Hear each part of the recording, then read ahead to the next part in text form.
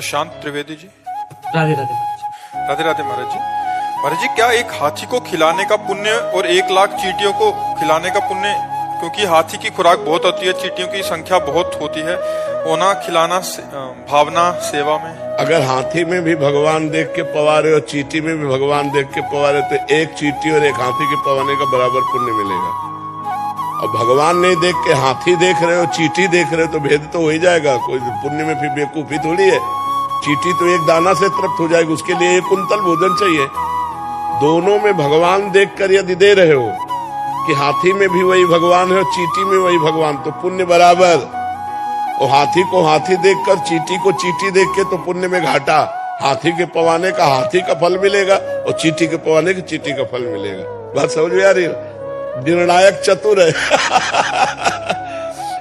एक हाथी को खिलाते तो 1 आत्मा को पुण्य मिलता और 10 लाख चींटियों को खिलाते 10 लाख आत्मा। हमारी बात नहीं समझे। 10 लाख आत्मा है ही नहीं। 10 लाख घड़े रखे हैं और एक सूर्य का प्रतिबिंब पड़ रहा है, तो 10 लाख सूर्य हो गए क्या? तो 10 लाख आत्मा है नहीं, आत्मा तो एक है, वो सब में प्रकाशित हो। चूंकि हम अज्ञान में है ना, इसलिए समझ नहीं पाते।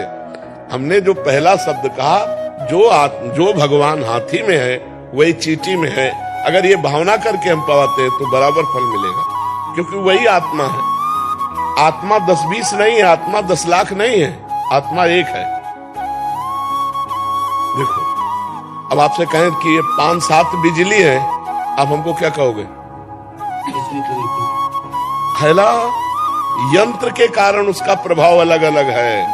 हीटर यंत्र है तो गर्मी फेंक रही, पंखा है तो हवा फेंक रही, एसी है तो ठंडा फेंक रही, लेकिन बिजली बस। ये खोपड़ियां अलग अलग है, बिजली एक है इनमें। जो बिजली है इनमें वो परमात्मा है, वो एक आत्मा है।